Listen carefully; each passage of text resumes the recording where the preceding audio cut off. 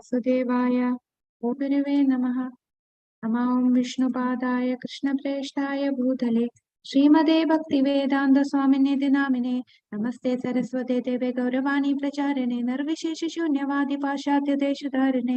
जय श्री कृष्ण चैतन्य प्रभु नित्यानंद श्री अद्वैत गदाधर श्रीवासादि गौर भक्त वृंद। हरे कृष्णा कृष्णा कृष्णा हरे हरे, हरे राम राम राम हरे हरे। ഹരേ കൃഷ്ണ. എല്ലാവർക്കും ഉപദേശാമൃതം ക്ലാസ്സിലേക്ക് സ്വാഗതം. ശ്രീ ശ്രീ രാധാ ഗോവിന്ദ് ഇസ്കോൺ മാംഗ്ലൂരിന്റെ നമ്മുടെ ലെവൽ 3 ക്ലാസ് ഇപ്പോ 6ാമത്തെ ശ്ലോകത്തിലേക്ക് കടക്കുകയാണ്. അപ്പോ നമ്മളിപ്പോ കഴിഞ്ഞ ക്ലാസ്സില് 3 തലത്തിലുള്ള ഭക്തന്മാരെ കുറിച്ച് കണ്ടു. കനിഷ്ഠാധികാരി, മധ്യമാധികാരി, ഉത്തമാധികാരി. ഇനി ഈ ശ്ലോകത്തിൽ നമ്മൾ കാണാൻ പോകുന്നത് ഭക്തന്മാരെ എങ്ങനെ നമ്മൾ കാണണം, ബാഹ്യമായ രീതിയിൽ കാണുന്നത് ശരിയാണോ, ബാഹ്യമായ രീതിയിൽ കണ്ടാൽ നമുക്ക് എന്താണ് അതിന്റെ ഭവിഷ്യത്ത്, ഇതേക്കുറിച്ചാണ് അടുത്ത ഈ 6ാമത്തെ ശ്ലോകത്തിൽ കാണാൻ പോകുന്നത്. ശ്രീ ശ്രീ രാധാ ഗോവിന്ദ് കി ജയ്. ഹരേ കൃഷ്ണ. അപ്പോ ഇവിടെ പറയുന്നു വൈഷ്ണവ സംഘം. നമ്മൾ ഭക്തരുമായി, പ്രത്യേകിച്ച് ആത്മീയ ആചാര്യനുമായി എങ്ങനെ സഹവസിക്കണം എന്ന് കൂടുതൽ ചർച്ച ചെയ്യുകയാണ് ഇവിടെ. ആത്മീയ ആചാര്യനായിട്ടുള്ളത് ഏതാണ്? 3ാമത്തെ തലത്തിലുള്ള ഉത്തമ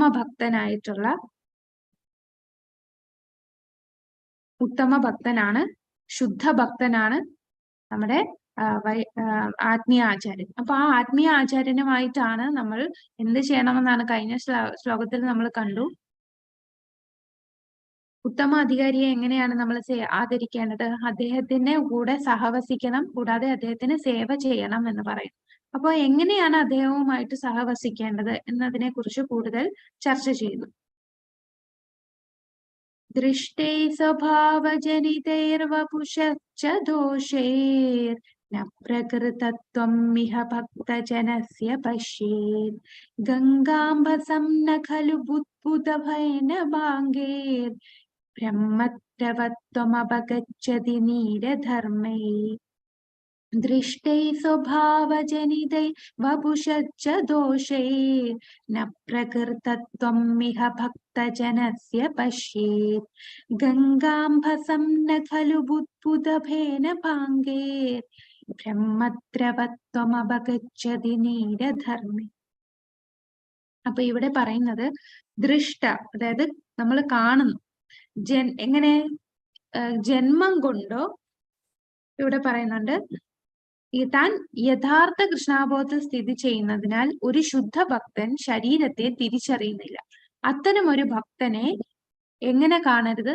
ഭൗതികമായ കാഴ്ചപ്പാടിൽ കാണാൻ പാടില്ല. അപ്പൊ ഭൗതികമായിട്ടുള്ള കാഴ്ചപ്പാടിൽ നമ്മൾ ഒരു യഥാർത്ഥ ഭക്തനെ കാണാൻ പാടില്ല.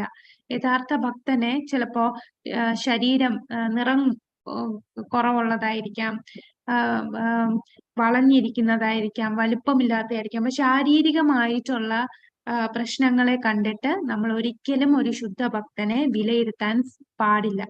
അപ്പൊ നമ്മൾ ഭൗതികമായിട്ട് കാണുന്ന രീതിയിൽ ഒരു ഭക്തനെ വിലയിരുത്താൻ പാടില്ല. കാരണം അദ്ദേഹം ആത്മതലത്തിൽ സ്ഥിതി ചെയ്യുന്ന വ്യക്തിയാണ്.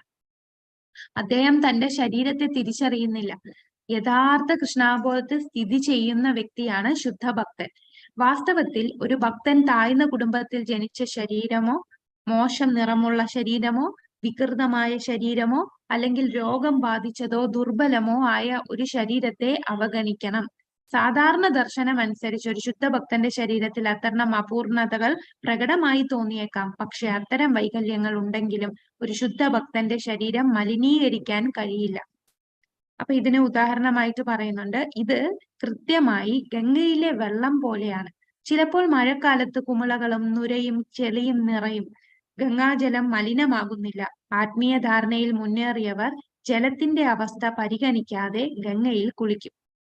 അപ്പൊ ഇവിടെ ഉപമിച്ചിരിക്കുന്നത് ഗംഗാജലത്തെയാണ് ഉപമിച്ചിരിക്കുന്നത്. ഗംഗാജലത്തില് മഴക്കാലത്ത് ഭയങ്കര ചെളിയും കുമിളകളും നുരയും ഒക്കെ ആയിട്ടിരിക്കും. പക്ഷെ അത് കണ്ട് സാധാരണ ആൾക്കാരെന്താണ്, അഴുക്ക വെള്ളമാണെന്ന് പറഞ്ഞ് മാറി നിൽക്കും, അത് അങ്ങോട്ട് ഇറങ്ങില്ല. പക്ഷെ എത്ര പൊതുവെ നമ്മുടെ കണ്ണിൽ അത് അഴുക്കായിട്ട് തോന്നിയാലും ഗംഗാജലം എപ്പോഴും ശുദ്ധം തന്നെയാണ്, അത് മലിനമാകുന്നില്ല. അപ്പൊ ആത്മീയ ധാരണ ഉള്ള വ്യക്തികൾ അങ്ങനെയുള്ള അവസ്ഥയിൽ പോലും ആ ജലത്തിൽ, ഗംഗാജലത്തിൽ കുളിക്കും. ഗംഗാജലം എന്ന് പറഞ്ഞാൽ ഭഗവാന്റെ കാൽപാദം കഴുകി വന്ന ജലമാണ് ഗംഗാജലം. അപ്പൊ അങ്ങനെയുള്ള ജലം ഏതവസ്ഥയിലായാലും ആ ജലം ഒരിക്കലും മലിനമാകുന്നില്ല. ചരണാമൃതമാണ് ഭഗവാന്റെ ചരണാമൃതമാണ് ഗംഗാജലം. അതേപോലെയാണ് ശുദ്ധഭക്തൻ. ശുദ്ധഭക്തന് നമ്മളുടെ ഭൗതികമായിട്ടുള്ള കണ്ണു വെച്ച് നോക്കുമ്പോ എന്താണ്, താഴ്ന്ന കുടുംബത്തിൽ ജനിച്ചതായിരിക്കാം, അല്ലെങ്കിൽ നിറം കുറവുള്ളവർ, വികൃതമായിട്ടുള്ള ശരീരം, രോഗം ബാധിച്ചിരിക്കുന്നു. അപ്പൊ ഇങ്ങനെയുള്ള ഒരു ശരീരത്തെ നോക്കി നമ്മൾ ഒരിക്കലും ഒരു ഭക്തനെ വിലയിരുത്താൻ പാടില്ല. ആ ശുദ്ധഭക്തൻ ആ അപൂർണതകളൊന്നും ആ ഭക്തനെ ബാധിക്കുന്നില്ല. ഉദാഹരണം, ഈ ഗംഗാജലത്തിൽ എത്ര അഴുക്കും ചെളിയും നിറഞ്ഞതാണെങ്കിലും അതൊന്നും ആ ശുദ്ധിയെ, ഗംഗാജലത്തെ മലിനമാക്കുന്നില്ല. തന്റെ യഥാർത്ഥ കൃഷ്ണാബോധ സ്ഥാനത്ത് സ്ഥിതി ചെയ്യുന്നതിനാൽ ഒരു ശുദ്ധഭക്തൻ ശരീരത്തെ തിരിച്ചറിയുന്നില്ല. അത്തരം ഒരു ഭക്തനെ ഭൗതികമായ കാഴ്ചപ്പാടിൽ കാണരുത്. വാസ്തവത്തിൽ ഒരു ഭക്തൻ താഴ്ന്ന കുടുംബത്തിൽ ജനിച്ചതോ, മോശം നിറമുള്ള ശരീരമോ, വികൃതമായ ശരീരമോ, അല്ലെങ്കിൽ രോഗം ബാധിച്ചതോ ദുർബലമോ ആയ ഒരു ശരീരത്തെ അവഗണിക്കണം. സാധാരണ ദർശനം അനുസരിച്ച് ഒരു ശുദ്ധഭക്തന്റെ ശരീരത്തിൽ അത്തരം അപൂർണതകൾ പ്രകടമായി തോന്നിയേക്കാം. പക്ഷെ അത്തരം വൈകല്യങ്ങൾ ഉണ്ടെങ്കിലും ഒരു ശുദ്ധഭക്തന്റെ ശരീരം മലിനീകരിക്കാൻ കഴിയില്ല. അതാണ് ഇതിന്റെ വിവർത്തനം ഈ ശ്ലോകത്തിൽ പറയുന്നത്. ഈ നിർദ്ദേശങ്ങൾ ഇതിനെക്കുറിച്ച് സംസാരിക്കുന്നു. എന്താണ് ശുദ്ധഭക്തി? ഭഗവത് ഭക്തരെ ഏത് രീതിയിൽ കാണരുത്? വൈഷ്ണവ അപരാധം എന്താണ്? പരിണിത ഫലങ്ങൾ, വൈഷ്ണവ അപരാധം ചെയ്താലുള്ള പരിണിത ഫലങ്ങൾ എന്താണ്? ഒരു അപരാധം ഒഴിവാക്കണം. അനന്തര ഫലങ്ങളെ മറികടക്കണം. അപ്പൊ ശുദ്ധഭക്തി എന്താണ്? ശുദ്ധഭക്തി എന്താണെന്ന് നമ്മൾ ഭക്തിരസാമൃത സിന്ധു ക്ലാസ് അറ്റൻഡ് ചെയ്തവർക്കറിയാം.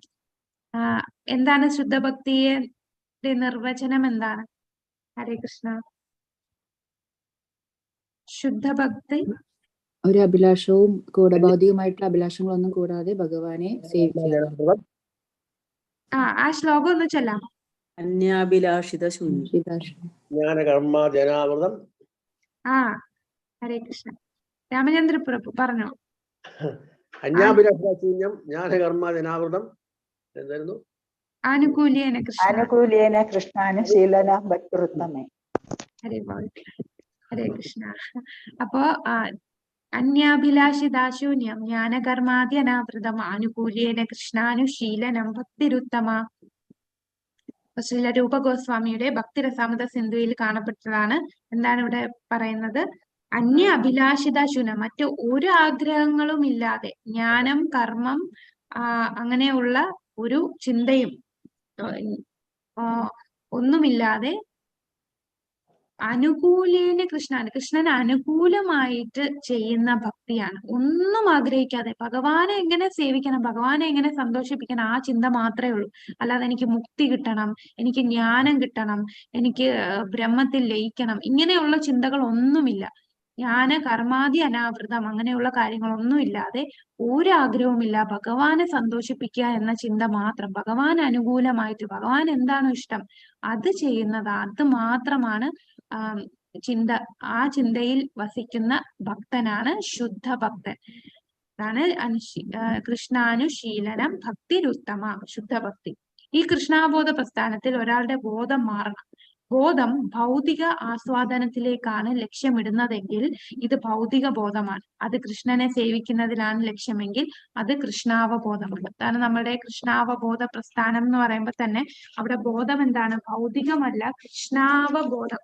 കൃഷ്ണനെ കുറിച്ചുള്ള ചിന്ത മാത്രം, കൃഷ്ണനെ എങ്ങനെയാണ് സേവനം ചെയ്യുക എന്നുള്ളത്. അപ്പൊ ഭക്തി എന്ന് പറഞ്ഞാൽ അത് ആത്മതലത്തിലുള്ളതാണ്, ശരീരതലത്തിലല്ല. ശരീരതലത്തിൽ എന്ന് പറഞ്ഞാൽ അത് ഭൗതിക തലമാണ്. ശരിക്കുള്ള ഭക്തി ഭൗതിക ഗുണത്തിൽ നിന്ന് ആത്മീയ തലത്തിലേക്ക് നമ്മൾ ഉയരണം. അതിനെ ബ്രഹ്മതലം എന്ന് പറയും. ഒരിക്കലും നമ്മൾ ഭക്തരെ ശാരീരിക തലത്തിൽ കാണാൻ പാടില്ല. അപ്പൊ നമ്മളെല്ലാരും ത്രിഗുണങ്ങൾക്ക് അടിമപ്പെട്ടിരിക്കുകയാണ്. ത്രിഗുണങ്ങൾ എന്ന് പറയുമ്പോൾ സത്വഗുണം, രജോ ഗുണം, തമോ ഗുണം. അപ്പൊ സത്വഗുണത്തിലുള്ളവർ സംസ്കാര സമ്പന്നരായിട്ടുള്ള വ്യക്തികളായിരിക്കും. രജോ ഗുണമുള്ളവർക്ക് എന്താണ്? എല്ലാത്തിലും ആർത്തി, എനിക്കത് നേടണം, എനിക്ക് എന്ത് കിട്ടും, ഈ ചിന്ത മാത്രം, എനിക്ക് എന്ത് ലാഭം കിട്ടും എന്നുള്ള ചിന്തയിൽ ജീവിക്കുന്നവരാണ്. രജോ ഗുണം, തമോ ഗുണം വളരെ താഴെത്തട്ടിൽ, അവർക്ക് തിരിച്ചറിവ് ഇല്ലാത്തൊരവസ്ഥയിൽ ഇരിക്കുന്നവരാണ് തമോ ഗുണം. അപ്പൊ ഇപ്പൊ സംസ്കാര സമ്പന്നരായ സത്വഗുണത്തിലുള്ള വ്യക്തിയാണെങ്കിൽ പോലും അവർക്ക് പോലും ഭഗവാനെ മനസ്സിലാക്കാൻ സാധിക്കില്ല. പക്ഷെ അവർക്ക് ഭക്തി ചെയ്യാൻ കുറച്ചുകൂടെ എളുപ്പമായിരിക്കും എന്നേ ഉള്ളൂ. ഒരു ഭക്തൻ ഈ 3 ഗുണങ്ങൾക്കും അതീതനാണ്. ശുദ്ധ ഭക്തന്റെ എന്ന് പറഞ്ഞാൽ എന്താണ്? ഏത് തലത്തിലാണ് ശുദ്ധഭക്തൻ? ഏത് തലത്തിലാണ് സ്ഥിതി ചെയ്യുന്നത്? ഉത്തമ ഭക്തൻ. ശുദ്ധ തത്വഗുണം. ആ, സത്വഗുണത്തിനും ഉയർന്ന തലത്തിലാണ് അല്ലെ? ശുദ്ധ സത്വഗുണത്തിലാണ് സ്ഥിതി ചെയ്യുന്നത്. അത് 3 ഗുണത്തിനും ഉപരിയാണ്. ഭക്തിപരമായ പ്രവർത്തനത്തിൽ ഏർപ്പെടുക, അത് മാത്രമേ ഉള്ളൂ അവരുടെ ചിന്ത. അപ്പൊ ആ വ്യക്തി ഏത് ജന്മമാണ് കേൾക്കാം, ബ്രാഹ്മണനായിരിക്കാം, വൈശ്യനായിരിക്കാം, ആയിരിക്കാം, എന്തോ ആകാം, ആ ജന്മത്തെ ഇത് ബാധിക്കുന്നില്ല. അവരുടെ അവബോധമാണ് നോക്കുന്നത്, അവരുടെ ചിന്ത എങ്ങനെയാണ്. അവിടെ ഭക്തി മാത്രമേ ഉള്ളൂ അവരുടെ ചിന്ത. അതാണ് ശുദ്ധഭക്തൻ. ശുദ്ധഭക്തനപ്പൊ ഏത് ജന്മം വേണമെങ്കിലും എടുക്കാം, ഏത് കുടുംബത്തിൽ ജനിക്കാം, എങ്ങനെയുള്ള ശരീരവുമായിരിക്കാം, അതൊന്നും ഭക്തിയെ ബാധിക്കുന്നില്ല. അപ്പൊ നമ്മുടെ പ്രശ്നം എന്താണ്? നമ്മളിപ്പോ ഒരു വ്യക്തിയെ കണ്ട ഉടനെ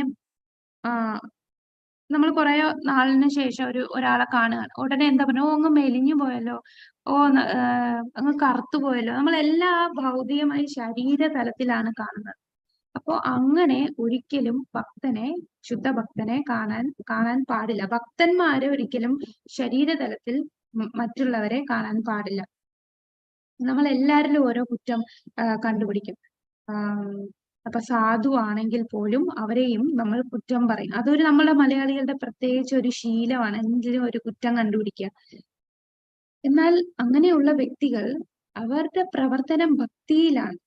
അവര് ചെറിയ തെറ്റ് ചെയ്താലും, ഇപ്പോ നമ്മൾ എത്ര നല്ല കാര്യം ചെയ്താലും, നമ്മളൊരു ചെറിയ തെറ്റ് ചെയ്താൽ അതിനെ പിടിച്ചായിരിക്കും എല്ലാരും പറയുന്നത്, അങ്ങനെ ചെയ്തതല്ലേ, ഇങ്ങനെ ചെയ്തതല്ലേ എന്ന് പറയും. അപ്പൊ ഒരു ഭക്തൻ ചെറിയ കുറ്റം കണ്ടാൽ പോലും അവരെ ഭക്തരായി തന്നെ കാണണം.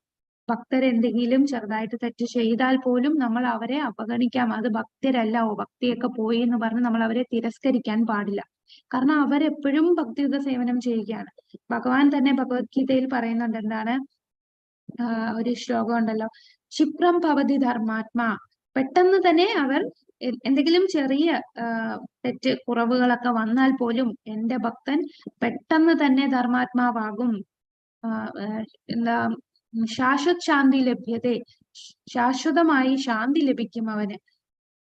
പിന്നെ ശ്ലോകത്തിൽ പറയുന്നത്, കൗന്ദേയ പ്രതിജാനേതി നമേ ഭക്ത പ്രണശ്യതി. എന്റെ ഭക്തൻ, കൗന്ദേയ നീ വിളംബരം ചെയ്യൂ, എന്റെ ഭക്തൻ ഒന്നും തന്നെ സംഭവിക്കുകയില്ല എന്ന് ഭഗവാൻ പറയുന്നുണ്ട്.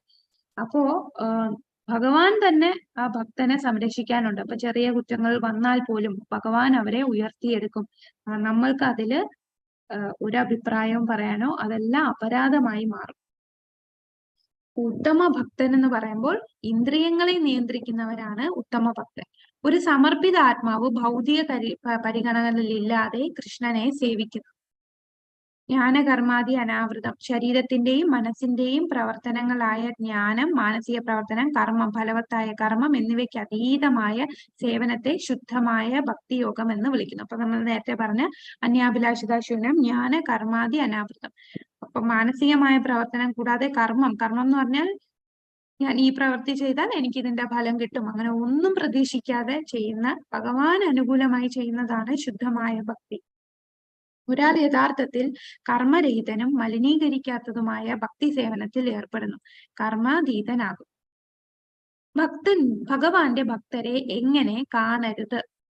എങ്ങനെയാണ് കാണരുതാത്ത? ശരീര വൈകല്യങ്ങളെ ആരും വിമർശിക്കരുത്. അത്തരം വൈകല്യങ്ങൾ ഉണ്ടെങ്കിൽ അവ അവഗണിക്കണം. കണക്കിലെടുക്കേണ്ടത് ആത്മീയ ഗുരുവിന്റെ പ്രധാന കർമ്മം ഭക്തി സേവനമാണ്. അപ്പൊ നമ്മൾ നോക്കേണ്ടത് ഒരു ആത്മീയ ഗുരുവിന്റെ എന്ത് ഗുണമാണ് നോക്കേണ്ടത്? ശാരീരികമായിട്ടുള്ള വൈകല്യങ്ങളല്ല നോക്കേണ്ടത്, അദ്ദേഹത്തിന്റെ ഭക്തിയാണ് നോക്കേണ്ടത്. അദ്ദേഹം ഏത് സമയവും എന്താണ് ഭക്തി സേവനത്തിൽ മുഴുകിയിരിക്കുകയാണ്. പരമനാഥനു വേണ്ടിയുള്ള ശുദ്ധമായ സേവനം, അതാണ് നമ്മൾ ശ്രദ്ധിക്കേണ്ടത് ഒരു ഭക്തൻ.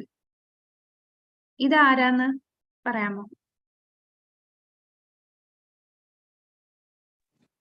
ഹരേ കൃഷ്ണ. ജഗന്നാഥ് ആ ജഗന്നാഥ ബാബ മഹാരാജ്. ജഗന്നാഥ് ദാസ് ബാബാജി അല്ലെ. അപ്പൊ ജഗന്നാഥ് ദാസ് ബാബാജി നമ്മുടെ ഭക്തി വിനോദ് ഠാക്കൂറിന്റെ ഗുരുവാണ് ജഗന്നാഥ് ദാസ് ബാബാജി. അപ്പൊ ഇദ്ദേഹത്തിന്റെ ശരീരം കണ്ടില്ലേ, ഇങ്ങനെ വളഞ്ഞിരിക്കുന്നു. അപ്പൊ അങ്ങനെ വളഞ്ഞിരിക്കുന്നു എന്ന് പറഞ്ഞ് നമ്മൾ അദ്ദേഹത്തെ അവഗണിക്കുമോ? അദ്ദേഹത്തെ എന്തായി കൂനായിട്ടുള്ള വ്യക്തിയാണെന്നാണോ കാണേണ്ടത്?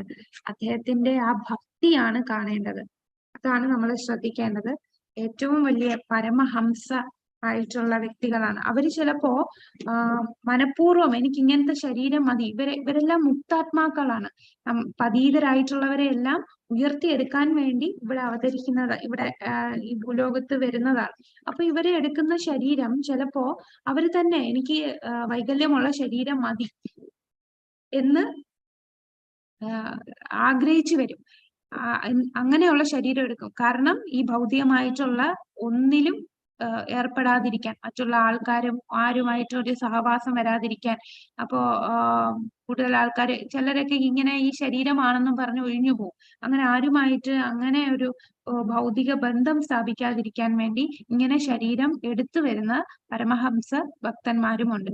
അപ്പൊ ഒരിക്കലും ശരീര വൈകല്യങ്ങളെ വിമർശിക്കരുത്.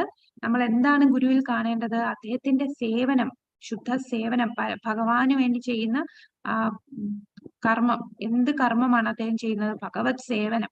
നിരന്തരം 24 മണിക്കൂറും ഭഗവത് സേവനം. എങ്ങനെ പതീതരായിട്ടുള്ളവരെ ഉയർത്തിയെടുക്കാമെന്നുള്ള ചിന്താഗതിയിൽ ഇരിക്കുന്ന വ്യക്തികളാണ്. എല്ലാരെയും ആത്മതലത്തിൽ കാണുന്ന വ്യക്തികളാണ് ഉത്തമനായ ഭക്തൻ. ഭഗവത്ഗീതയിൽ പറയുന്നുണ്ട്, അഭിചേത്സു ദുരാചാരോ ഭജതേ മാമനന്യഭാഗ് സാധുരേവ സമന്തവ്യ സമ്യഗ്യാവസിതോസി ഹസ. ഇവിടെ എന്താണ് പറയുന്നത്? നേരത്തെ നമ്മൾ പറഞ്ഞ പോലെ എന്തെങ്കിലും കുറ്റം ചെയ്താൽ പോലും ഭക്തിയുത സേവനം ചെയ്യുന്നുണ്ട് എന്നുണ്ടെങ്കിൽ അവൻ അവനൊരിക്കലും നാശം സംഭവിക്കുന്നില്ല. അവൻ സാധുവായിട്ട് തന്നെ നമ്മൾ കാണണം. കുടുംബ പശ്ചാത്തലം. ഇനി ആദ്യം പറഞ്ഞു നമ്മൾ ശരീര തലത്തിൽ കാണാൻ പാടില്ല. ഇനി പറയുന്നത് കുടുംബ പശ്ചാത്തലം. കുടുംബ പശ്ചാത്തലം എന്ന് പറയുമ്പോൾ ഏത് കുടുംബത്തിൽ ജനിച്ചു? ബ്രാഹ്മണനല്ലല്ലോ. ബ്രാഹ്മണനല്ലാത്ത ഒരു വ്യക്തിക്ക് എങ്ങനെയാണ് ഭക്തനാകാൻ സാധിക്കുക? അങ്ങനെയുള്ള ഒരാളിൽ നിന്ന് ഞാനൊരു ബ്രാഹ്മണനാണ്, അപ്പൊ ഒരു ശൂദ്രനായ വ്യക്തിയിൽ നിന്ന് ഞാൻ എങ്ങനെ ദീക്ഷ സ്വീകരിക്കുന്ന? ഇദ്ദേഹത്തിനെ ഞാൻ ഗുരുവായിട്ട് സ്വീകരിക്കില്ല. ഇങ്ങനെയുള്ള ചിന്താഗതി, അതും ഒരു തെറ്റായിട്ടുള്ള ചിന്താഗതിയാണ്. ഒരിക്കലും കുടുംബ പശ്ചാത്തലത്തിൽ ഭക്തനെ കാണാൻ പാടില്ല. ഭക്തൻ എന്ന് പറഞ്ഞാൽ അദ്ദേഹം സ്ഥിതി ചെയ്യുന്നത്, അദ്ദേഹത്തിന്റെ ഭക്തിയാണ് നോക്കേണ്ടത്. ഏത് കുടുംബം, ഏത് ശരീരം, അതുപോലെ ശരീര വൈകല്യങ്ങൾ, അസുഖങ്ങൾ, ഇതൊന്നും നമ്മൾ കാണാൻ പാടില്ല എന്നാണ് നമുക്ക് ഈ ശ്ലോകത്തിൽ കൂടെ രൂപ ഗോസ്വാമി പറഞ്ഞു തരുന്നത്. അപ്പൊ കുടുംബ പശ്ചാത്തലം എന്ന് പറയുമ്പോൾ നമുക്കറിയാം, ശ്രീല പ്രഭുപാദർ ഒരുപാട് വിമർശനങ്ങൾ ഏറ്റു. കാരണം ഈ വിദേശ രാജ്യത്ത് പോയി അവിടെയുള്ള ഭക്തരെയെല്ലാം, അവിടെയുള്ള ആൾക്കാരെയൊക്കെ ഭക്തന്മാരാക്കി. അവരെയൊക്കെ മ്ലേച്ഛാസ് എന്നാണ് പറയുന്നത്.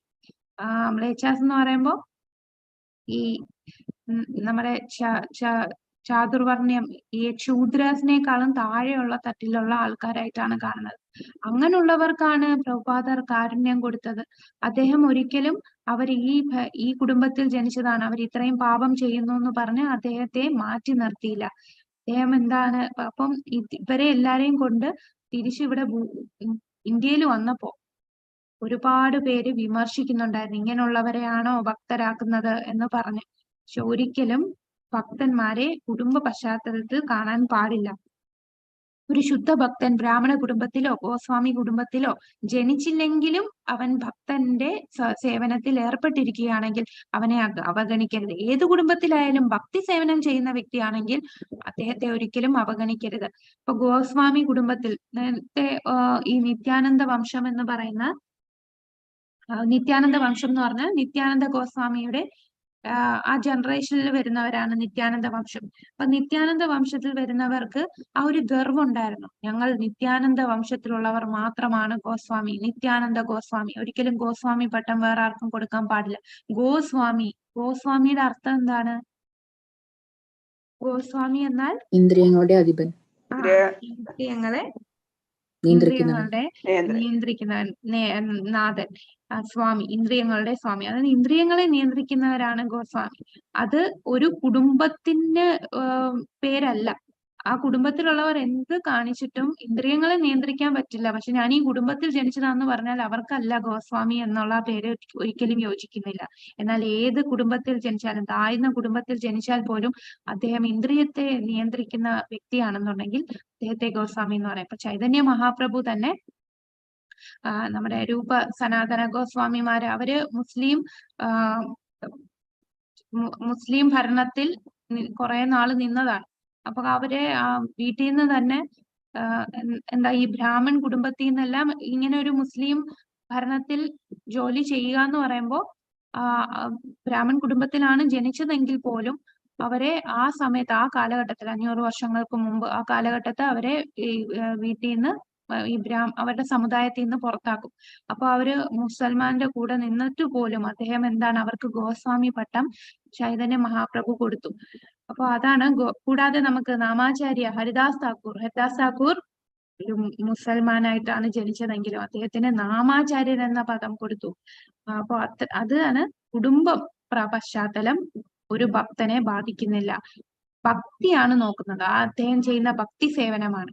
ഒരു ശുദ്ധഭക്തൻ ബ്രാഹ്മണ കുടുംബത്തിലോ ഗോസ്വാമി കുടുംബത്തിലോ ജനിച്ചില്ലെങ്കിലും ഭക്തി സേവനത്തിൽ ഏർപ്പെട്ടിരിക്കുന്നെങ്കിൽ അവനെ അവഗണിക്കരുത്.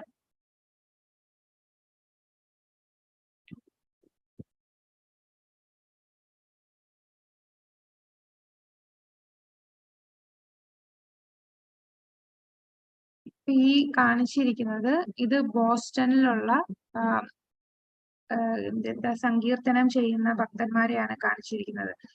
അപ്പൊ ഇവരെല്ലാരും ഏത് കുടുംബത്തിലാണ്? എല്ലാരും ഇംഗ്ലീഷുകാരാണ്, അമേരിക്കൻസ് ആണ്. അപ്പൊ ആ അമേരിക്കൻസ് ആണ് കൃഷ്ണാബോധം പ്രചരിപ്പിക്കാനായിട്ട് സങ്കീർത്തനമൊക്കെ ചെയ്യുന്നത്. കുടുംബ പശ്ചാത്തലം അവരെ ബാധിക്കുന്നില്ല. വാസ്തവത്തിൽ ഭൗതിക പരിഗണനകൾ, ജാതി അല്ലെങ്കിൽ പാരമ്പര്യം എന്നിവ അടിസ്ഥാനമാക്കിയുള്ള ഗോസ്വാമികളുടെ ഒരു കുടുംബം ഉണ്ടാകരുത്. അതാണ് ഈ നിത്യാനന്ദ വംശ ഗോസ്വാമികളുടെ പ്രശ്നം. അതാണ് അവര് ആ പാരമ്പര്യം വെച്ചിട്ടാണ്. അപ്പോ ഞങ്ങൾ ഈ ഗോസ്വാമിമാരാണ് എന്ന് പറഞ്ഞാൽ പോലും അവരെന്താണ് ചെയ്യുന്നത്? അവര് ഒരു ഭക്തി ഒന്നും ചെയ്യുന്നില്ല, അവർക്ക് ഇഷ്ടമുള്ള പോലെ ജീവിക്കും, പക്ഷെ ഞങ്ങൾ ഈ കുടുംബത്തിൽ പറഞ്ഞവരാണ് എന്ന് പറയും. ഇപ്പം നമ്മുടെ പ്രഭുപാദർ ഇന്ത്യയിൽ വന്നപ്പോൾ തന്നെ അദ്ദേഹം ഒരുപാട് പ്രശ്നങ്ങൾ നേരിട്ടു. ഒരുപാട് പേര് ഈ ബ്രാഹ്മൺസ് ഒക്കെയാണ് അപ്പം കൂടുതൽ പ്രശ്നം ഉണ്ടാക്കിയത്. അവർക്കൊക്കെ ആ പാരമ്പര്യം, ഞങ്ങൾ ബ്രാഹ്മണ കുടുംബത്തിൽ ജനിച്ചവരാണ്, ഞങ്ങളുടെ ജാതി പാരമ്പര്യമൊക്കെ അവർക്ക് വലിയ പ്രാധാന്യമായിരുന്നു. അപ്പൊ അവര് പറഞ്ഞപ്പോ പ്രഭുപാദർ ചോദിക്കും, നിങ്ങൾ എന്ത് ബ്രാഹ്മണരാണ്? നിങ്ങൾ ചായ കുടിക്കും, കാപ്പി കുടിക്കും, നിങ്ങൾ പൂണൂല് ഉരി വെച്ചിട്ട് നിങ്ങൾക്ക് ഇഷ്ടമുള്ള എല്ലാം ചെയ്യും, എന്നിട്ട് പൂണൂല് എടുത്തിടും. അതാണോ ശരിക്കുള്ള ഒരു ബ്രാഹ്മണൻ എന്ന് പ്രഭുപാദർ തിരിച്ചു ചോദിക്കും. അപ്പൊ ഇവര് ഏത് കുടുംബത്തിലാണെങ്കിലും ഇവര് ആ കാര്യങ്ങളൊന്നും ചെയ്യുന്നില്ല.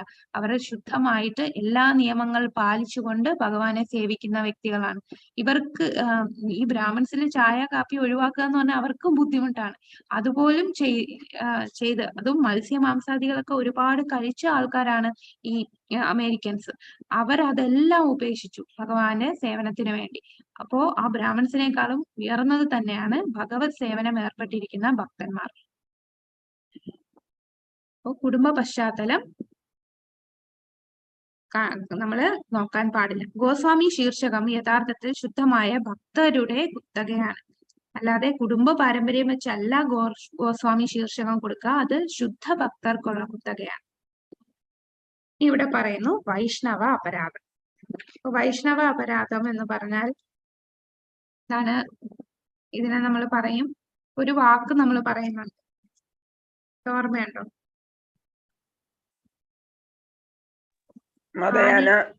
മതയാന പൂന്തോട്ടത്തിൽ കയറിയ പോലെ. അതെ, മതയാന പൂന്തോട്ടത്തിൽ കയറി എല്ലാം നശിപ്പിക്കുന്നത് പോലെ അല്ലെ? അപ്പോ നമ്മളെ ഒരു നല്ല ഒരു പറഞ്ഞോളൂ പ്രഭു. ഹരേ കൃഷ്ണ.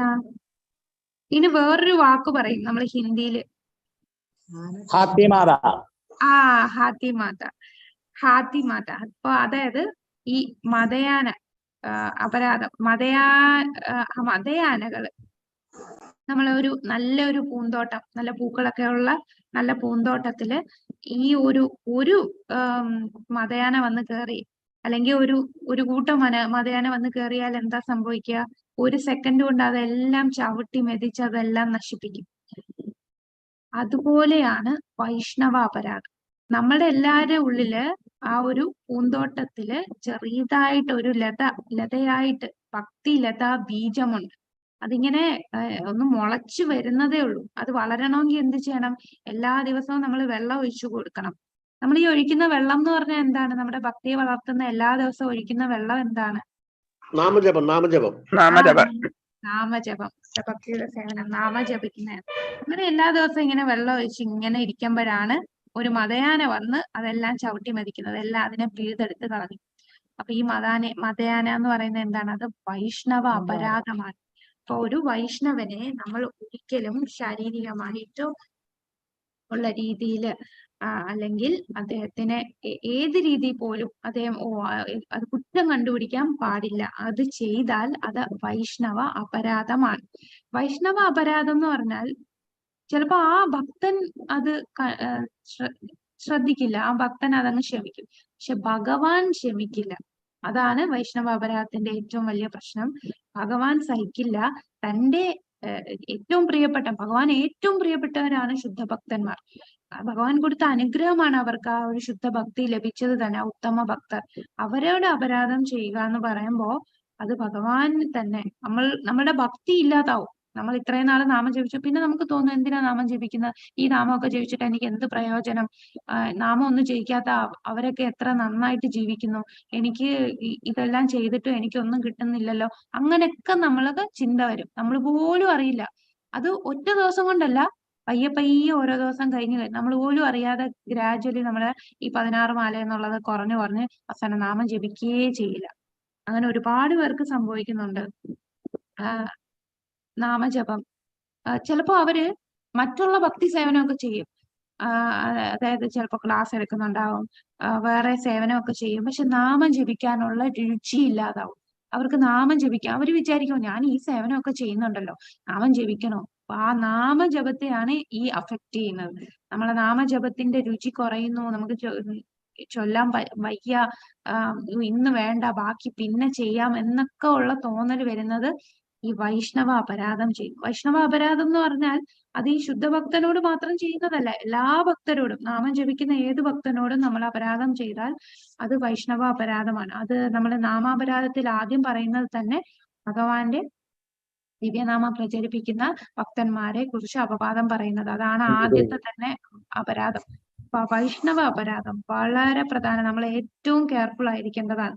നമ്മൾ ഇതിനു മുമ്പുള്ള നമ്മളെ സ്വഭാവം പോലല്ല. നമ്മൾ ഭക്തിയിൽ വന്നു കഴിഞ്ഞാൽ ഒരാളെ പോലും നമ്മള് കുറ്റം കാണരുത്.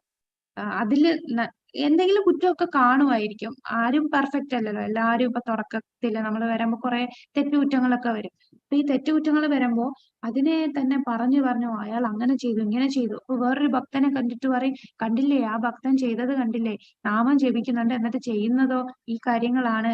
ഇങ്ങനെ നമ്മൾ കുറ്റം പറഞ്ഞ് അവരെ താഴ്ത്തുക, ഇതെല്ലാം ഒരു അപരാധമാണ്. അതുകൊണ്ട് നമ്മൾ ഏറ്റവും പ്രധാനപ്പെട്ടത് നമ്മൾ ശ്രദ്ധിക്കേണ്ട ഒരെണ്ണമാണ് നമ്മളുടെ നാവിനെ നിയന്ത്രിക്കുക. നാവില് മാത്രമല്ല, നമ്മൾ ചിലപ്പോൾ പറയത്തില്ല, മനസ്സുകൊണ്ട് പോലും നമുക്കങ്ങനെ ചിന്തിച്ചാലും അതും അപരാധമായി മാറും. അതുകൊണ്ട് ഒരിക്കലും മനസ്സുകൊണ്ട് പോലും ആരെ കണ്ടാലും, ഒരു കനിഷ്ഠാധികാരിയെ കണ്ടാലും മനസ്സുകൊണ്ട് പ്രണമിക്കുക. കൂടെ നിന്ന് സഹവസിക്കണ്ട.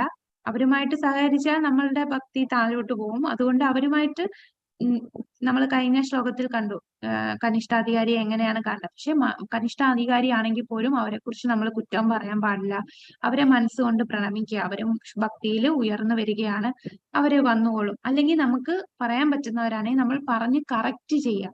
ഇപ്പൊ പ്രഭുപാദർ ഇതുപോലെ ഒരു ഭക്തന് ചെറിയ തെറ്റുകൾ ചെയ്തു. അപ്പൊ മറ്റുള്ള ഭക്തരെല്ലാരും ഇങ്ങനെ കുറ്റം പറയാൻ തുടങ്ങി. അപ്പൊ പ്രഭുപാദർ അവരെ വഴക്ക് പറഞ്ഞു, നിങ്ങൾ ഇങ്ങനെയാണോ ചെയ്യേണ്ടത്?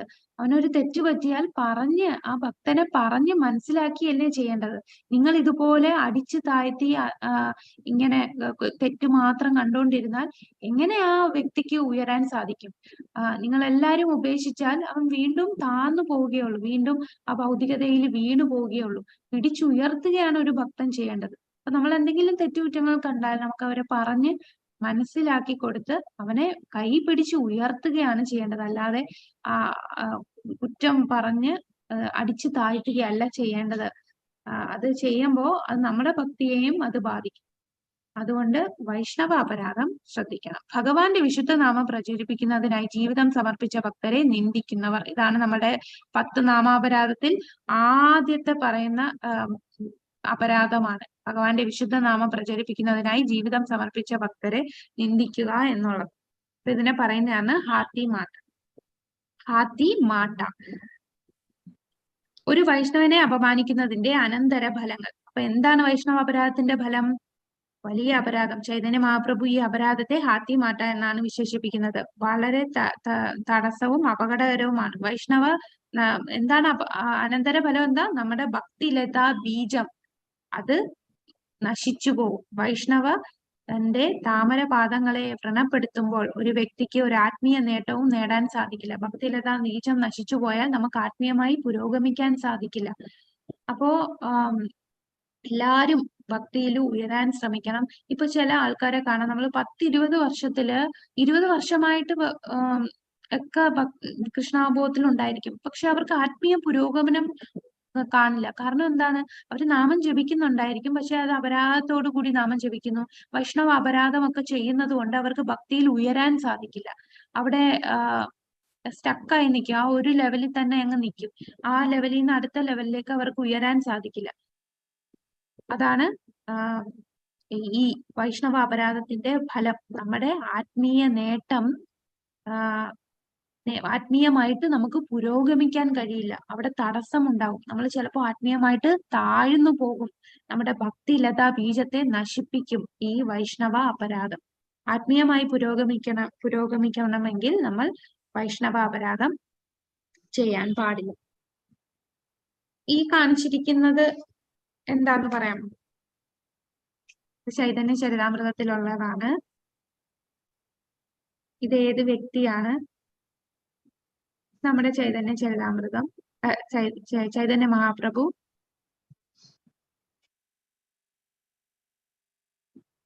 ഹരേ കൃഷ്ണ. ആർക്കെങ്കിലും ഓർമ്മയുണ്ടോ കഴിഞ്ഞ ബാച്ചിലുണ്ടായിരുന്ന?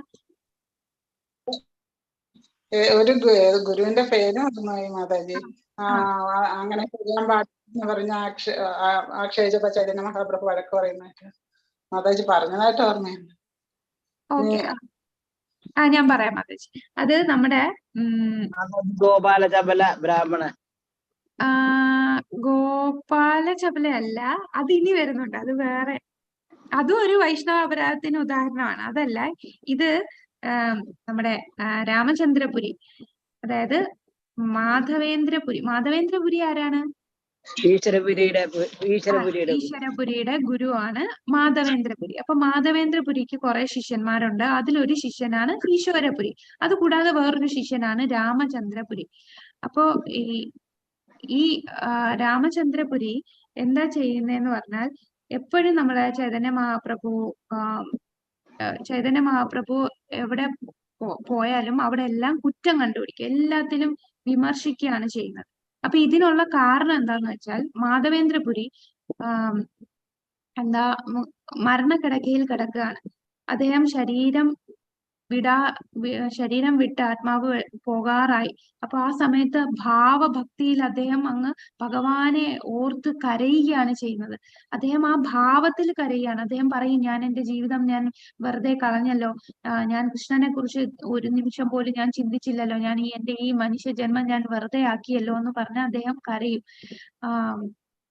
ഞാൻ ഇത്രയും നാൾ എന്താണ് ചെയ്തത്, ഞാനിപ്പോ ശരീരം വെടിയാൻ പോവുകയാണെന്ന് പറഞ്ഞ് കരയുകയാണ്. പക്ഷെ അത് എന്ത് കരയുന്നത്? ഭാവത്തിൽ, ആ അതീന്ദ്രിയ പ്രേമ ഭക്തി കൊണ്ട് അദ്ദേഹം കരയുകയാണ്. അപ്പൊ രാമചന്ദ്രപുരി ഇദ്ദേഹത്തിന്റെ ശിഷ്യനാണ്. തന്റെ ഗുരുവിനോട് ഗുരുവിനെ എന്താണ് ഉപദേശിക്കാൻ പോവാണ്. ഉപദേശിച്ചിട്ട് പറയും, ഈ സമയത്ത് അങ്ങ് കരയുകയല്ല ചെയ്യേണ്ടത്, ഹരിയുടെ നാമം ജപിക്കൂ. അതും കൂടാതെ ഇദ്ദേഹത്തിന് കൂടുതൽ ബ്രഹ്മവാദികളുമായിട്ടുള്ള സഹവാസം കൊണ്ട് ബ്രഹ്മത്തെ കുറിച്ചൊക്കെ പറയും. അപ്പോ ബ്രഹ്മത്തിൽ പോവുകയാണ് വേണ്ടത്. ആ സമയത്ത് ദൈവത്തെ ഈ മരണക്കിടക്കയിൽ നടക്കുമ്പോൾ ഇങ്ങനെ കരയുകയല്ല ചെയ്യേണ്ടത്, ഇങ്ങനെ ഭഗവാനെ കുറിച്ച് ചിന്തിക്കൂ എന്ന് പറയും. അപ്പൊ മാധവേന്ദ്രപുരി പറയും, ഞാൻ കരഞ്ഞത് ഭഗവാനെ കുറിച്ച് ചിന്തിക്കാൻ പറ്റാത്തത് കൊണ്ടാണ്. ഇപ്പോ ഞാൻ പ്രാർത്ഥിക്കുകയാണ്, ഞാൻ എന്തൊക്കെ നല്ലത് ചെയ്തോ, ഈ ഒരു ജീവിതത്തിൽ ഞാൻ എന്തൊക്കെ ചെയ്തോ അതെല്ലാം നീ ഈ പറഞ്ഞ വാക്കുകൾ കേട്ട് അതെല്ലാം ഇല്ലാതായി പോവുകയാണ്. കാരണം ആ അപരാധം ഒരിക്കലും ഒരു ശിഷ്യൻ തന്റെ ഗുരുവിനെ ഉപദേശിക്കാൻ പാടില്ല. ഒരു ശിഷ്യന് ഒരു അധികാരവുമില്ല ആധ്യാത്മിക ഗുരുവിനെ ഉപദേശിക്കാൻ. അങ്ങനെ അപ്പോ അദ്ദേഹം അപരാധം ചെയ്തു കഴിഞ്ഞു. തന്റെ ഗുരുവിനെ നിർദ്ദേശം കൊടുത്തപ്പോഴേ അദ്ദേഹം വീണ് കഴിഞ്ഞു. അവിടെ വൈഷ്ണവ അപരാധമായി. കാരണം മാധവേന്ദ്രപുരിക്ക് ഓട് അപരാധം ചെയ്യുകയാണ് ചെയ്തത്. അദ്ദേഹം തന്നെ അവസാന നിമിഷം തന്നെ അദ്ദേഹം പറഞ്ഞു, ഞാൻ എന്തൊക്കെ നല്ലത് ചെയ്തോ അതെല്ലാം പോയി നിന്റെ ഈ സംസാരം കേട്ടപ്പോൾ തന്നെ. അപ്പൊ അദ്ദേഹത്തിന് ഒരിക്കലും അത് സന്തോഷം തോന്നിയില്ല മാധവേന്ദ്രപുരി. അപ്പൊ അതെന്തായി, അപരാധമായി മാറി. അപ്പോഴേ നമ്മുടെ രാമചന്ദ്രപുരി താഴോട്ട് പോകാൻ തുടങ്ങി. ഇദ്ദേഹം എന്ത് ചെയ്യും, നമ്മുടെ ചൈതന്യ മഹാപ്രഭുവിന്റെ ഭജൻകുട്ടി, ഭജൻകുട്ടി എന്ന് പറഞ്ഞാൽ ഇദ്ദേഹത്തിന്റെ ഭജന ചെയ്യുന്ന ആശ്രമം, അവിടെ ചെന്നിട്ട് അവിടെ എല്ലാം കുറ്റം കണ്ടുപിടിക്കും. ഇത് കണ്ടില്ലേ, ഇവിടെ മൊത്തം ഉറുമ്പാണ്. അതാണ് ഈ കാണിക്കുന്ന ഈ പിക്ചറിൽ ഇങ്ങനെ കൈ ചൂണ്ടി കാണിക്കുകയാണ്, നിങ്ങളുടെ ഈ ഭജൻകുട്ടിയിൽ മൊത്തം ഉറുമ്പാണ്. നിങ്ങൾ രാത്രിയില് ഭജന ചെയ്യുവാന്ന് പറഞ്ഞ എല്ലാ സന്യാസിമാരും ഒരുപാട് മധുരം കഴിക്കുന്നുണ്ട്, അതുകൊണ്ടാണ് ഇത്രയും ഉറുമ്പ്. അപ്പൊ അവിടെ കുറ്റം കണ്ടുപിടിക്കുകയാണ്.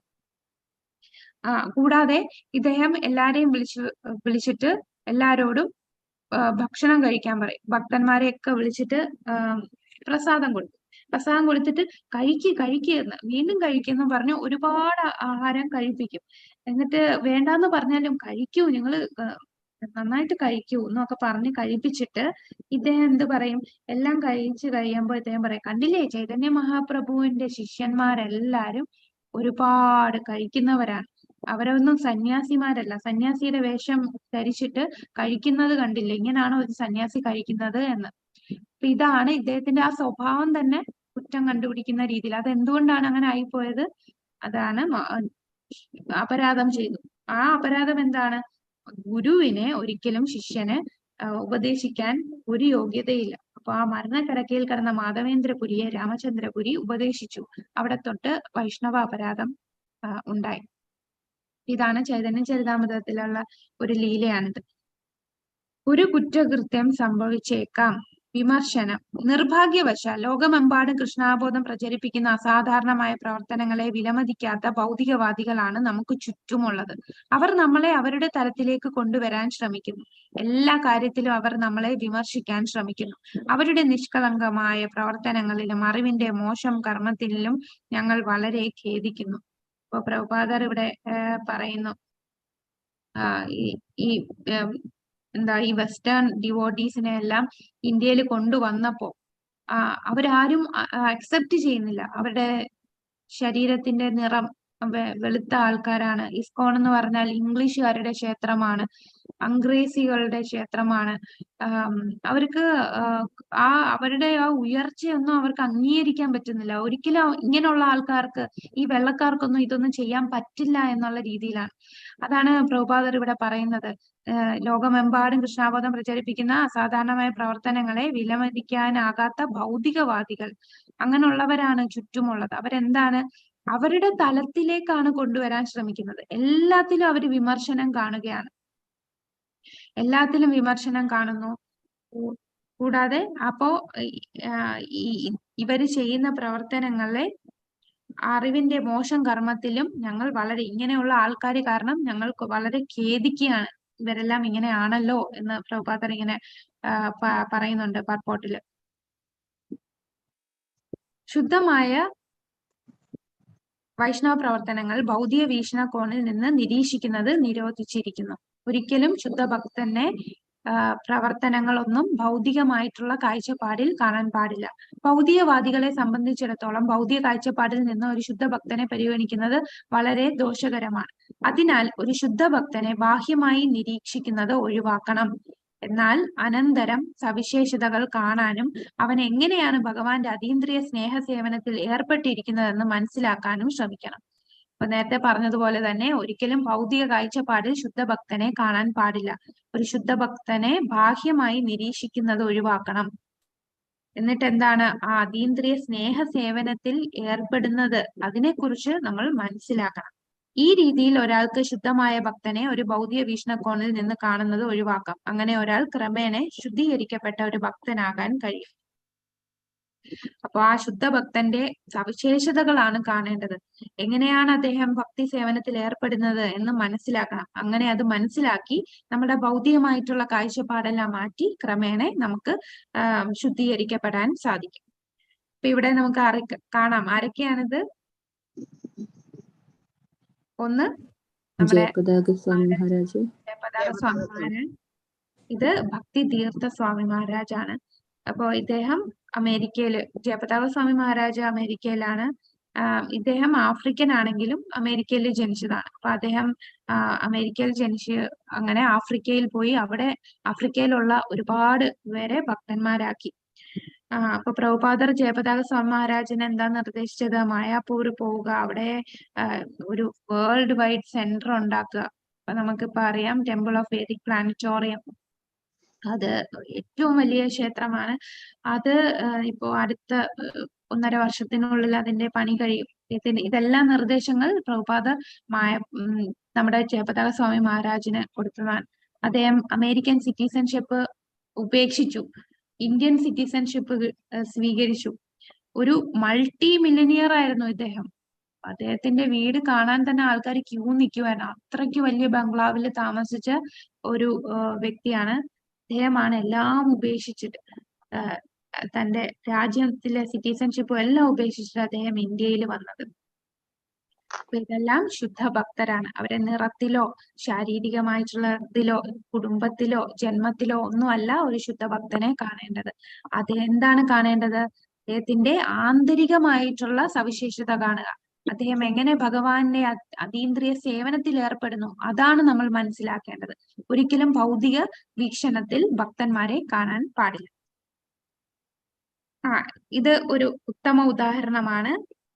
നമ്മുടെ ഇതെന്താണ്, ഇത് ഏത് ലീലയാണ്? വൈഷ്ണവ അപരാധത്തിന്റെ ഒരു ഉദാഹരണമാണ്. അംബരീഷ മഹാരാജാവിനെ ദുർവാസാവ് ശപിക്കുന്നു. അതെ. അപ്പൊ ഇവിടെ ദുർവാസാവ് ചെയ്ത അപരാധം എന്താണ്? അംബരീഷ് രാജാവിന്റെ കുറ്റം കണ്ടുപിടിക്കുകയാണ് ചെയ്തത്, അല്ലെ? അവിടെ അത് വൈഷ്ണവ അപരാധമാണ് ചെയ്തത്. ഒരു തുള്ളി വെള്ളം. അപ്പൊ ഇത് അറിയാത്ത ആരും കാണില്ല.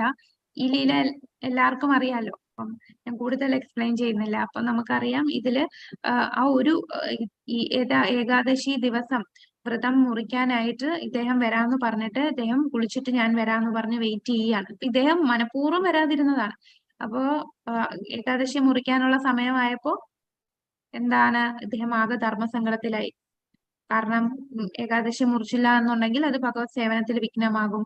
എന്നാൽ ഏകാദശി ഇദ്ദേഹം വരാതെ അത് മുറിക്കാനും സാധിക്കില്ല. കാരണം അദ്ദേഹം ഒരു ഗസ്റ്റ് ആണ്. അപ്പൊ അവിടെയുള്ള മറ്റ് ഉയർന്ന ആചാര്യന്മാരെല്ലാം പറഞ്ഞു, സാരമില്ല, ഒരു തുള്ളി വെള്ളം കുടിച്ചാൽ മതി. അപ്പം ഏകാദശി വ്രതം മുറിച്ചതുപോലെയായി. കൂടാതെ ഇദ്ദേഹത്തെ അവഗണിച്ചിട്ടുമില്ല. എന്നിട്ട് ഇദ്ദേഹം ആ കറക്റ്റ് സമയത്ത് ആ വെള്ളം, ഒരു തുള്ളി വെള്ളം കുടിച്ചു. അതും നിർജ്ജല ഏകാദശി എടുത്തിരുന്നതാണ് അംബരീഷ രാജാവ്. എല്ലാ ഏകാദശിയും അദ്ദേഹം നിർജ്ജല ഏകാദശിയാണ് എടുക്കുന്നത്. ആ രാജ്യത്തിലുള്ള എല്ലാരെയും കൊണ്ട് അദ്ദേഹം ഏകാദശി എടുപ്പിക്കുമായിരുന്നു. അപ്പൊ അങ്ങനെയുള്ള ഒരു ശുദ്ധഭക്തൻ രാജാവാണെങ്കിൽ പോലും അദ്ദേഹം സദാസമയം ഭക്തി സേവനത്തിൽ ഏർപ്പെട്ടിരിക്കുകയാണ്. ആ ഭക്തനെയാണ് കുറ്റം കണ്ടുപിടിച്ചത്. അപ്പൊ എന്ത് സംഭവിച്ചു? ആർക്കും രക്ഷിക്കാൻ സാധിച്ചില്ല, അല്ലെ? സുദർശന ചക്രം വന്ന് ഇദ്ദേഹം ഉടനെ ഒരു ഭീകര സത്വത്തെ കൊല്ലാനായിട്ട്, അംബരീഷ മഹാരാജനെ കൊല്ലാനായിട്ട് വിട്ടു. അപ്പോഴാണ് സുദർശന ചക്രം രക്ഷയ്ക്കായിട്ട് വന്നത്.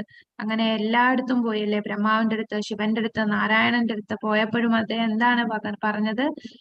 ഭക്തപരാധീനോ, എന്റെ ഹൃദയം, ഞാൻ ഹൃദയമില്ല, അങ്ങ് ഹൃദയമില്ലാത്തവനാണ്, അത് എന്റെ ഹൃദയം എന്റെ ഭക്തന്റെ അടുത്താണ് എന്ന് പറഞ്ഞു.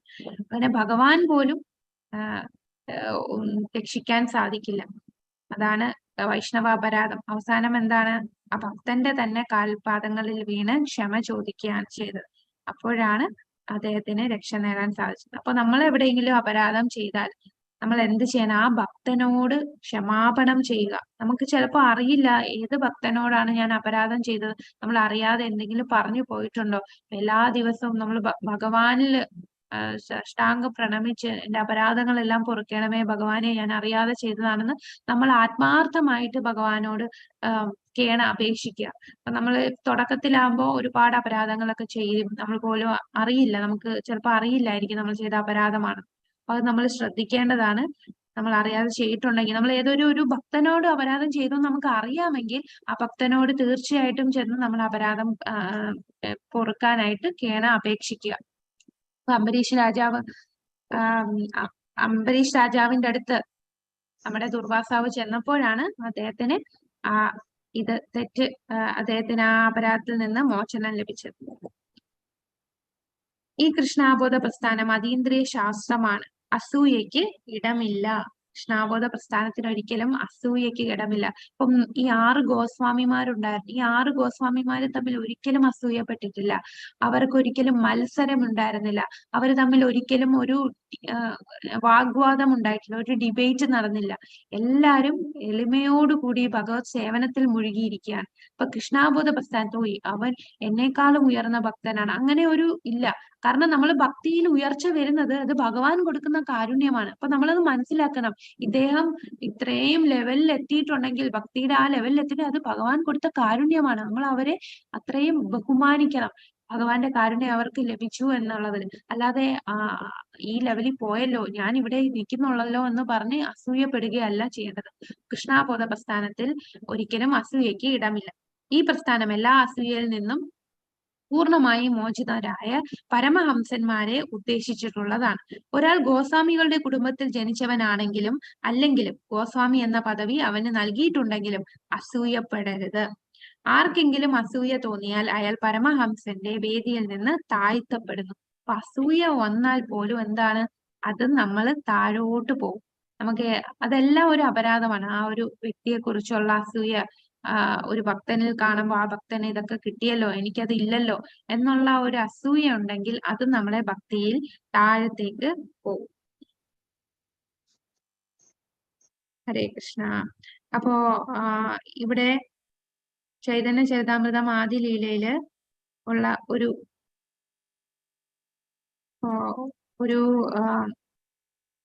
ലീല ഇതിൽ പറയുന്നുണ്ട്. ഈ പിക്ചർ കാണിച്ചിരിക്കുന്നത് നമ്മുടെ ശ്രീനിവാസ് ആചാര്യയുടെയാണ്, ശ്രീവാസ് താക്കൂറിന്റെയാണ്.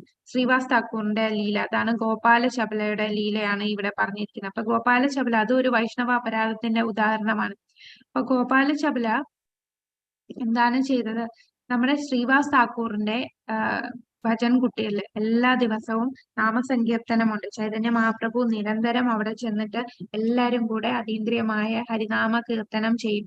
എല്ലാ ദിവസവും രാത്രിയിൽ ഒരു വർഷം മൊത്തവും ഇങ്ങനെ ചെയ്യുന്നുണ്ട്. അപ്പോ ഡോറൊക്കെ അടച്ചിട്ടിട്ടാണ് ഇത് ചെയ്യുന്നത്. അപ്പോ എന്തിനാ ഡോർ അടയ്ക്കുന്നതെന്ന് പറഞ്ഞാൽ ഭക്തരല്ലാത്തവരൊന്നും ഇതിനകത്ത് കയറാതിരിക്കാനും അവര് ഇത് കണ്ട് കളിയാക്കാനോ അങ്ങനെ ആർക്കും കയറാതിരിക്കാൻ വേണ്ടിയാണ് ഇത് ചെയ്തത്. അപ്പൊ ഈ ഭക്തരല്ലാത്തവർക്ക് ഇതിൽ അസൂയ ഉണ്ടാകുന്നുണ്ട്. അവര് പല രീതിയിൽ ശ്രീവാസ് താക്കൂറിനെ ഉപദ്രവിക്കാൻ ശ്രമിക്കുന്നുണ്ട്. അങ്ങനെ ഒരു ദിവസം കീർത്തനം നടന്നുകൊണ്ടിരുന്നപ്പോ ശ്രീവാസ് താക്കൂറിന്റെ വീട്ടിന്റെ ഫ്രണ്ടില് ഗോപാല ചപല എന്ന് പറയുന്ന ഒരു ബ്രാഹ്മണൻ, ഈ ഗോപാല ചപല എന്ന ബ്രാഹ്മണൻ ഈ ഭക്തരല്ലാത്തവരുടെ ഈ ഞാൻ ബ്രാഹ്മൺ കുടുംബത്തിലുള്ളവരാണ് എന്നുള്ള ഈഗോ ഒക്കെ ഉള്ള ഭയങ്കര റഫായിട്ടൊക്കെ സംസാരിക്കുന്ന ഒരു വ്യക്തിയാണ് ഈ ഗോപാല ചപല എന്ന ബ്രാഹ്മണൻ. അദ്ദേഹം എന്ത് ചെയ്തു എന്ന് വെച്ചാൽ ദുർഗാ ആരാധനയ്ക്കുള്ള സാമഗ്രികളെല്ലാം ശ്രീവാസ് താക്കൂറിന്റെ വീട്ടിന്റെ മുറ്റത്ത് വെച്ചു. ദുർഗാ ആരാധനയ്ക്ക് കള്ള്, പിന്നെ അരി, മഞ്ഞപ്പൊടി, കൂടാതെ ഈ രക്തചന്ദനം, ഇതെല്ലാം കൂടെ വെച്ചിട്ടാണ് പൂജാ സാമഗ്രികളൊക്കെ വെച്ചിരിക്കുന്നത്. അങ്ങനെ രാവിലെ ശ്രീവാസ് താക്കൂർ ഡോറ് തുറന്നു നോക്കിയപ്പോ ഇതെല്ലാം കണ്ടു. ഉടനെ അദ്ദേഹം എല്ലാ എന്താ നെയ്ബേഴ്സിനെ എല്ലാം, അയൽവാസികളെല്ലാം വിളിച്ചിട്ട് ചിരിച്ചുകൊണ്ട് പറയും, കണ്ടില്ലേ, ഞാൻ രാത്രി മുഴുവൻ ഭവാനിയെ ആരാധിച്ചത് കൊണ്ട് ഇവിടെ എല്ലാം ഭവാനിയെ ആരാധിച്ചതിന്റെ സാമഗ്രികളെല്ലാം ഇരിക്കുന്നു, എന്റെ ഒരു സ്ഥാനം നോക്കിക്കേ എന്നൊരു അദ്ദേഹം പറയും. അപ്പൊ കാരണം അവിടെ ഉള്ളവരെല്ലാവർക്കും അറിയാം ഇദ്ദേഹം വൈഷ്ണവനാണ്, ഭഗവാനെ ആണ് ആരാധിക്കുന്നത്.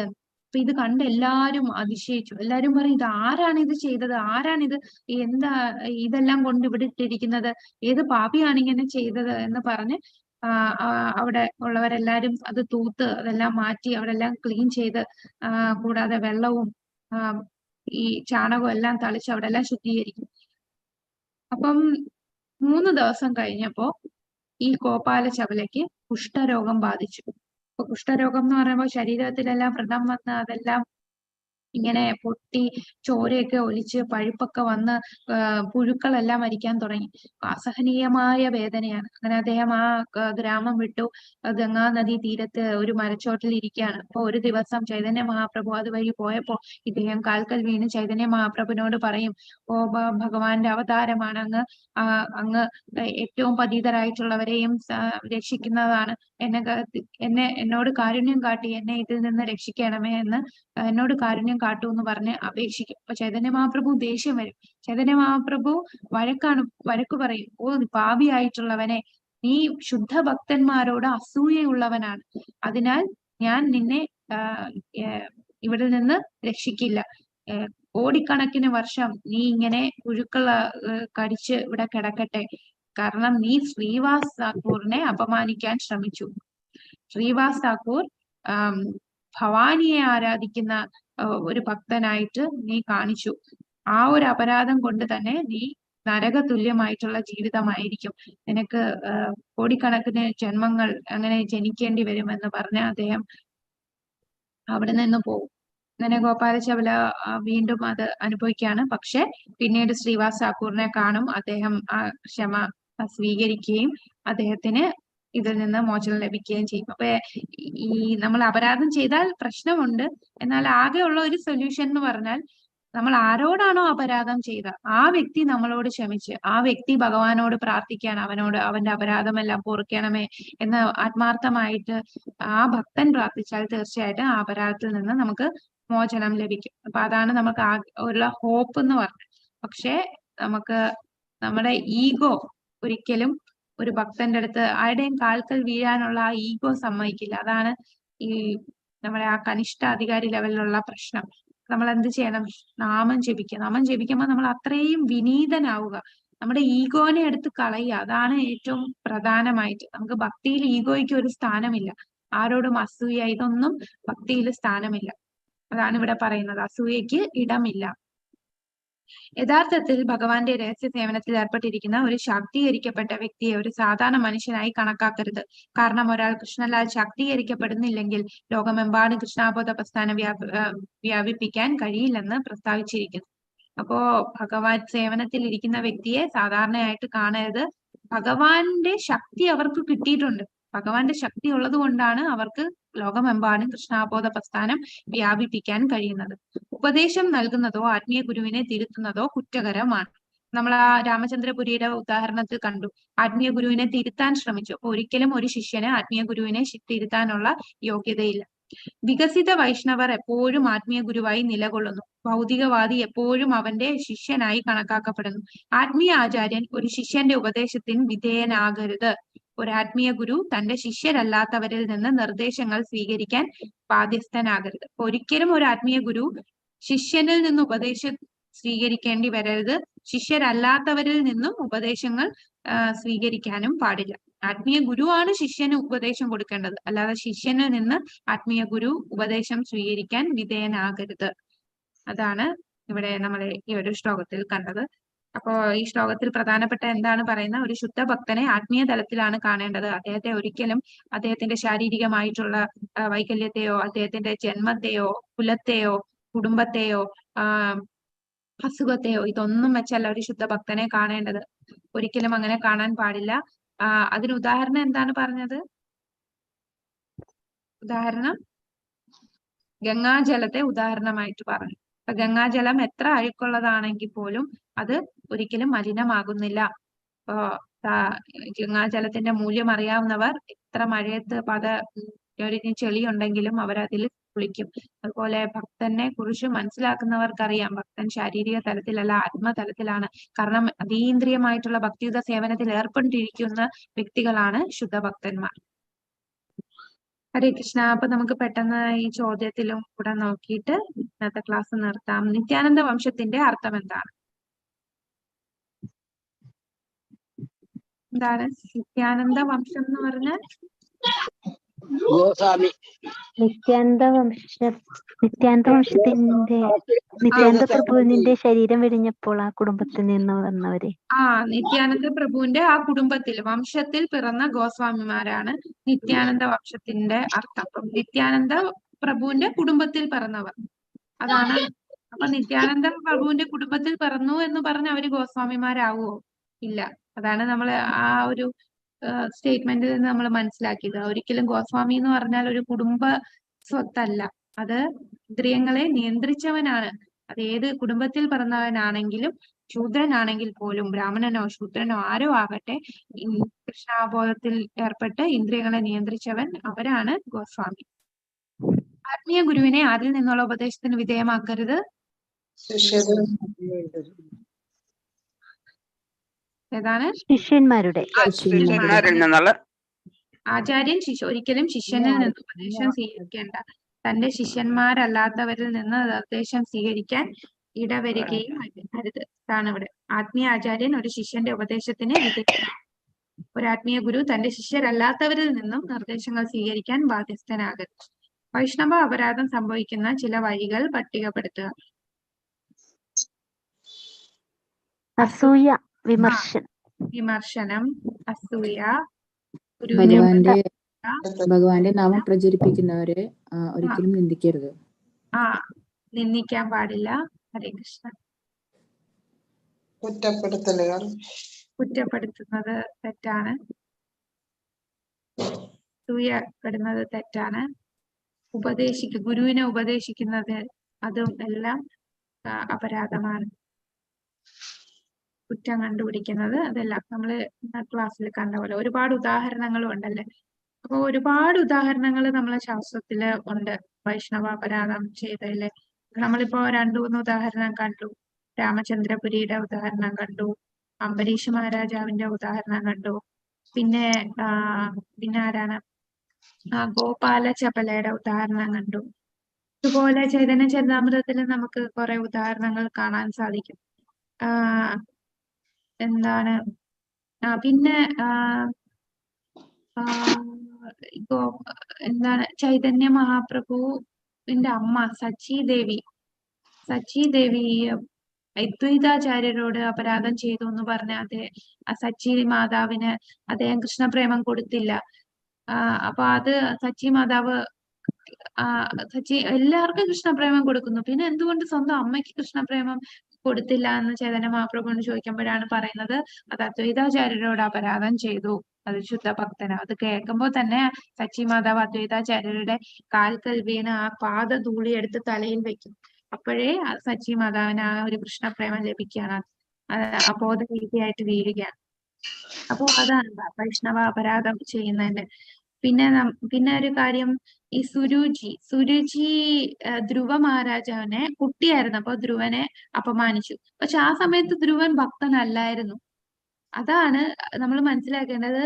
നമ്മൾ ആരെയും കുറ്റം കണ്ടുപിടിക്കാൻ പാടില്ല. ഭക്തനല്ലല്ലോ അതുകൊണ്ട് കുറ്റം പറയാം എന്ന് നമ്മൾ ചിന്തിക്കാൻ പാടില്ല. കാരണം നമുക്ക് അറിയില്ല അവരെപ്പോഴാണ് ഭക്തരാവുന്നത് എന്ന്.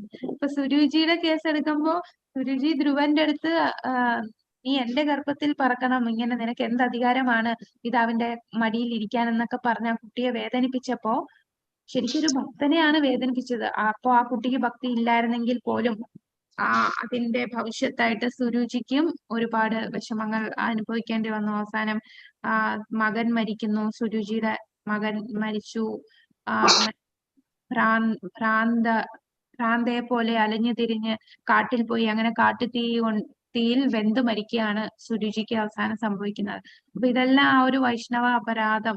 അപ്പൊ നമ്മള് ശ്രദ്ധിക്കേണ്ട, ആരെയും കുറ്റം പറയാൻ പാടില്ല, ആരുടെയും കുറ്റം കാണാതെ നമ്മൾ ആരെ കണ്ടാലും എന്താണ് ഇവരും ചിലപ്പോ ഈ ജന്മം അല്ലെങ്കിൽ ഒരു 2-3 ജന്മം അല്ലെങ്കിൽ ഒരു 50 ജന്മം കഴിയുമ്പോൾ അവരും ഭക്തരാവേണ്ടതാണ്.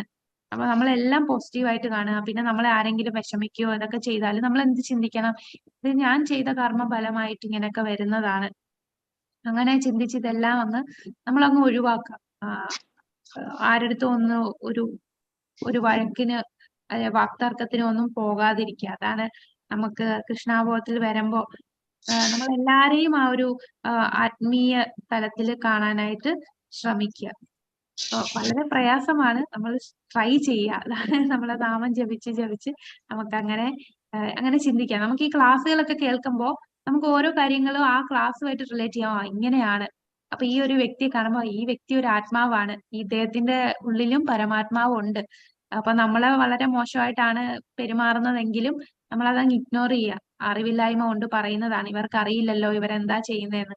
ഈ ഒരു മനുഷ്യ ജന്മം കിട്ടിയ നമുക്ക് ആ ഒരു അത്രയും വലിയൊരു ഒരു ഒരു കാരുണ്യമാണ് കിട്ടിയത്. നമുക്ക് എന്താണ് ജീവിതത്തിന്റെ ലക്ഷ്യം എന്നുള്ള ആ ഒരു ബോധം കിട്ടി. ഇതറിയാതെ ജീവിക്കുന്നവരാണ് 99% ഈ ലോകത്തുള്ളവര്. ഈ മനുഷ്യ ജീവിതം വെറുതെ നശിപ്പിച്ചു കളയാണ്. അവർക്ക് അറിയുന്നില്ല അവരെന്താ ചെയ്യുക. അവര് ചിന്തിക്കുന്നത് ഞാൻ എന്തോ വലിയ ചെയ്യുന്നു എന്നാണ്. പക്ഷെ അവരറിയുന്നില്ല എന്താണ് ഇതിന്റെയൊക്കെ ഭവിഷ്യത്ത്. അപ്പൊ നമ്മൾ ആ ഒരു കാരുണ്യത്തോടു കൂടി നമുക്ക് പറയാൻ പറ്റുന്നവരാണെങ്കിൽ അവരുടെ അടുത്ത് നാമം ജപിക്കാനൊക്കെ പറഞ്ഞു നോക്കുക. പിന്നെ നമ്മളെ എതിർത്ത് ഇതിൽ നിരീശ്വര സ്വഭാവമുള്ളവരാണെങ്കിൽ അവരെ നന്നായിട്ട് അങ്ങ് ഒഴിവാക്കുക. അവരുമായിട്ട് കൂടുതൽ സഹകരിക്കാതിരിക്കുക. ഇതൊക്കെയാണ് നമുക്ക് പ്രാക്ടിക്കലി ചെയ്യാൻ സാധിക്കുന്നത്. ഹരേ കൃഷ്ണ. ഹരേ കൃഷ്ണ മാതാജി. നിത്യാനന്ദ വംശത്തിന് ലാസ്റ്റ് ആ കുടുംബത്തിൽ പിന്നീട് വന്നവർക്കൊന്നും ഭക്തി ഉണ്ടായിരുന്നില്ലോ അല്ലേ മാതാജി? ഇല്ല, അവര് ജസ്റ്റ് പേരിന് മാത്രം നിത്യാനന്ദ വംശം എന്നേ ഉള്ളൂ. അവരങ്ങനെ ഭക്തിയൊന്നും ചെയ്യണില്ല. അവര് ഇപ്പോ അവരുടെ ആ ക്ഷേത്ര ആരാധനയൊക്കെ ചെയ്യുമെങ്കിലും ഇത് നമ്മളെ ഭക്തിസിദ്ധാന്ത സരസ്വതി താക്കൂറിന്റെ ലീലകൾ പറഞ്ഞപ്പോ അവിടെയാണ് ഭക്തിസിദ്ധാന്ത സരസ്വതി താക്കൂർ ഒരുപാട് ഫൈറ്റ് ചെയ്തു ഇവരുമായിട്ട്. ഇവര് സമ്മതിക്കില്ലായിരുന്നു. അപ്പൊ ഇതൊക്കെ മാറ്റിയത് ഭക്തിസിദ്ധാന്ത സരസ്വതി താക്കൂറാണ്. അദ്ദേഹമാണ് ഈ ഒരു ഇത് മാറ്റിയത്, ജന്മം കൊണ്ടല്ല. കാരണം ഇവര് ക്ഷേത്ര ആരാധനയൊക്കെ ചെയ്യും, പക്ഷെ അവരുടെ ഉദ്ദേശം എന്താണ്, വരുമാനം കിട്ടാനുള്ള രീതിയിലാണ് ചെയ്യുന്നത്. അല്ലാതെ ഇപ്പോഴത്തെ നമ്മുടെ ക്ഷേത്രങ്ങളിലൊക്കെ എല്ലാരും എന്ത് കിട്ടും, നമ്മൾ ദക്ഷിണ ഇടുന്നത് എന്താണ്, അങ്ങനെയൊക്കെയാണ്. അവർക്ക് എന്ത് ലാഭം ഭൗതികമായിട്ട് കിട്ടും, അല്ലാതെ ഭഗവാനുള്ള സ്നേഹം കൊണ്ട് ചെയ്യുന്നതല്ല. അതാണ് ഇവരുടെ ആ തലമുറകൾ മാറി മാറി മാറി മാറി വന്നപ്പോ അവർക്ക് വന്ന പ്രശ്നം അതാണ്. അതെ മാതാജി. ഹരേ കൃഷ്ണ. ഹരേ കൃഷ്ണ മാതാജി. നാളെ ഏകാദശി അല്ലേ, അപ്പൊ ഗ്രെയിൻസിന്റെ കൂട്ടത്തിൽ റൈസും വീറ്റും ഒക്കെ പെടുമല്ലേ? റൈസും വീറ്റും കഴിക്കില്ല. ചോദിച്ചെന്നാണ്. ഡയബറ്റിക്കാർക്ക് എടുക്കാൻ ബുദ്ധിമുട്ടായിരിക്കും ഒന്നും കഴിക്കും. മറ്റേ ഇതുണ്ടല്ലോ, സാബുദാന ഉണ്ടല്ലോ, സാബുദാന വെച്ച് കഴിക്കാം. അത് അരി പോലെ ഇരിക്കും. മില്ലറ്റ്സ് ആണ്. മില്ലറ്റ്സ്. സാബുദാന ടാപ്പിയോക്ക അല്ലേ? മില്ലറ്റ്സ് പെടുന്നത്. മില്ലറ്റ്സ് കഴിക്കാം. സാബുദാന മറ്റേ ചൗവരി ഇല്ലേ, അത് ടാപ്പിയോക്ക അല്ലേ? എന്താ മാതാജി? അത് ടാപ്പിയോക്ക അല്ലേ സാബുദാന എന്ന് പറയുന്നത്? സാബുദാന ടപ്പിയോക്കയാണോ? ടപ്പിയോക്ക